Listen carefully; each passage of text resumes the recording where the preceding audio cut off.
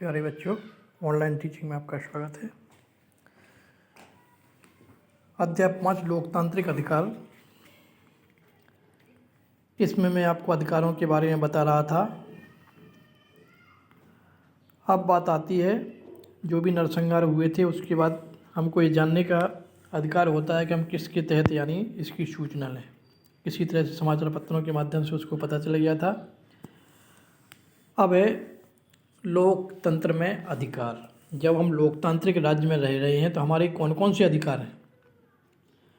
हमने पहले जिन उदाहरणों का जिक्र किया है उन सब पर विचार कीजिए। हर उदाहरण में जिसे कष्ट हुआ है उसके बारे में सोचिए। गुआंतानामो बे के कैदियों, सऊदी अरब की औरतों और कोसोवो के अल्बानियाई लोगों और भारत में 1984 तथा 2002 के दंगों का शिकार हुए लोगों के बारे में सोचिए। अगर आप इनकी जगह होते तो आपके मन में क्या विचार आते। अगर आपके हाथ में महत्वपूर्ण फैसले करने का अधिकार हो तो आप उपर्युक्त घटनाओं को न होने देने के लिए क्या करेंगे। शायद आप एक ऐसी व्यवस्था बनाना चाहेंगे जिसमें लोगों की सुरक्षा, उनके सम्मान का ख्याल और समान अवसर जरूर हों। जैसे आप यह चाह सकते हैं कि बिना उचित कारण और सूचना के किसी को भी गिरफ्तार न किया जाए, और अगर किसी को गिरफ्तार किया जाता है तो उसे अपना पक्ष रखने और अपने आप को निर्दोष साबित करने का पर्याप्त अवसर मिले। आप इस बात पर भी सहमत हो सकते हैं कि ऐसा भरोसा सभी चीज़ों पर लागू नहीं हो सकता।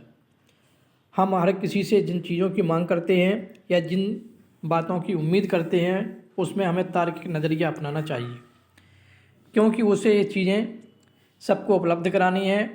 पर आप इस बात पर जोर दे सकते हैं कि आश्वासन सिर्फ कागजों में ही न रहे, उन पर अमल भी हो, और जो लोग ऐसा ना करें उनको सज़ा भी मिले। दूसरे शब्दों में कहें तो आप एक ऐसी व्यवस्था बनाना चाहेंगे जहां हर किसी को कुछ न्यूनतम बातों की गारंटी होगी। अमीर या गरीब, ताकतवर या कमज़ोर, बहुसंख्यक या अल्पसंख्यक, हर किसी को इन न्यूनतम चीज़ों की गारंटी होगी। अधिकारों की सूच के पीछे यही भावना होती है। अब बात आती है कि आखिर अधिकार क्या हैं, किसे अधिकार कहा जाता है। अधिकार किसी व्यक्ति का अपने लोगों, अपने समाज और अपनी सरकार से दावा है। हम सभी खुशी से बिना डर भर के और अपमानजनक व्यवहार से बचकर जीना चाहते हैं। इसके लिए हम दूसरों से ऐसे व्यवहार की अपेक्षा करते हैं जिससे हमें कोई नुकसान ना हो, कोई कष्ट ना हो। इसी प्रकार हमारे व्यवहार से भी किसी को नुकसान नहीं होना चाहिए, कोई कष्ट नहीं होना चाहिए। इसलिए अधिकार तभी संभव है जब आपका अपने बारे में किया हुआ दावा दूसरे पर भी समान रूप से लागू हो। आप ऐसे अधिकार नहीं रख सकते जो दूसरों को कष्ट दें या नुकसान पहुंचाएं। आप इस तरह क्रिकेट खेलने का अधिकार का दावा नहीं कर सकते कि पड़ोसी की खिड़की के शीशे टूट जाएं। आपके अधिकार को कुछ ना हो। यूगोस्लाविया के सर्ब लोग पूरे देश पर सिर्फ अपना दावा नहीं कर सकते थे। सो हम जो दावा करते हैं वे तार्किक भी होने चाहिए। वे ऐसे होने चाहिए कि हर किसी को समान मात्रा में उन्हें दे पाना संभव हो। इस प्रकार हमें कोई भी अधिकार इस बाध्यता के साथ मिलता है कि हम दूसरों के अधिकारों का आदर करें। हम कुछ दावे कर दें सिर्फ इतने भर से वह हमारा अधिकार नहीं हो जाता। इसे उस पूरे समाज से भी स्वीकृति मिलनी चाहिए जिसमें हम रहते हैं। हर समाज अपने आचरण को व्यवस्थित करने के लिए कुछ कायदे कानून बनाता है। ये कायदे कानून हमें बताते हैं कि क्या सही है, क्या गलत है। समाज जिस चीज़ को सही मानता है, सबके अधिकार लायक मानता है, वही हमारे भी अधिकार होते हैं। इसलिए समय और स्थान के हिसाब से अधिकारों की अवधारणा भी बदलती रहती है। 200 साल पहले अगर कोई कहता है कि औरतों को भी वोट देने का अधिकार होना चाहिए तो उसे अजीब माना जाता। आज सऊदी अरब में उनको वोट का अधिकार ना होना ही अजीब लगता है। जब समाज में मान्य कायदों को लिखित पढ़त में ला दिया जाता है तो उनको असली ताकत मिल जाती है। इसके बिना वे प्राकृतिक या नैतिक अधिकार ही रह जाते हैं।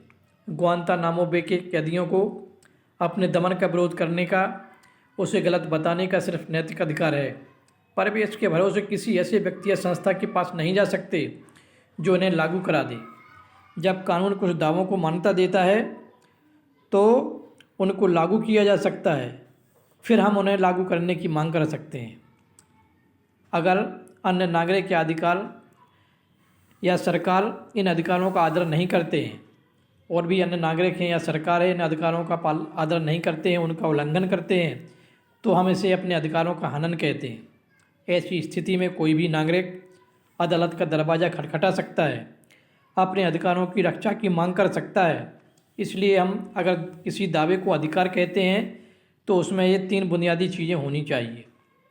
अधिकार लोगों के तार्किक दावे हैं, इन्हें समाज से स्वीकृति और अदालतों द्वारा मान्यता मिली होती है। लोकतंत्र में अधिकारों की क्या ज़रूरत है? अब बात आती है कि जब लोकतंत्र चल रहा है तो वहाँ पर अधिकारों की क्या ज़रूरत है। लोकतंत्र की स्थापना के लिए अधिकारों का होना ज़रूरी है। लोकतंत्र में हर नागरिक को वोट देने और चुनाव लड़कर के प्रतिनिधि चुने जाने का अधिकार है। लोकतांत्रिक चुनाव हो या इसके लिए लोगों को अपने विचारों का व्यक्त करने की राजनीतिक पार्टी बनाने और राजनीतिक गतिविधियों को आज़ादी का होना जरूरी है। लोकतंत्र में अधिकारों की एक खास भूमिका भी है। अधिकार बहुसंख्यकों के दमन से अल्पसंख्यकों की रक्षा करते हैं। ये इस बात की व्यवस्था करते हैं कि बहुसंख्यक किसी लोकतांत्रिक व्यवस्था में मनमानी न करें। अधिकार स्थितियों के बिगड़ने पर एक तरह की गारंटी जैसे हैं। अगर कुछ नागरिक दूसरे के अधिकारों को हड़पना चाहें तो स्थिति बिगड़ सकती है। यह स्थिति आमतौर पर तब आती है जब बहुमत के लोग अल्पमत में आ गए, लोगों पर प्रभुत्व कायम करना चाहते हैं। ऐसी स्थिति में सरकार को नागरिकों के अधिकारों की रक्षा करनी चाहिए। लेकिन कई बार चुनी हुई सरकार भी अपने ही नागरिकों के अधिकारों पर हमला करती है। यह संभव है वह नागरिकों के अधिकारों की रक्षा न करे। इसलिए कुछ अधिकारों को सरकार से भी ऊंचा दर्जा दिए जाने की ज़रूरत है ताकि सरकार भी उनका उल्लंघन न कर सके। अधिकांश लोकतांत्रिक शासन व्यवस्थाओं में नागरिकों के अधिकार संविधान में लिखित रूप में दर्ज होते हैं। जो भी हमारे अधिकार दिए गए हैं वो हमारे संविधान में है। नागरिकों के अधिकार संविधान में लिखित रूप में दर्ज होते हैं। अब दिया गया है भारतीय संविधान में अधिकार। चूँकि हम भारत देश में निवास करते हैं इसलिए हमारी नागरिकता भारतीय नागरिकता है।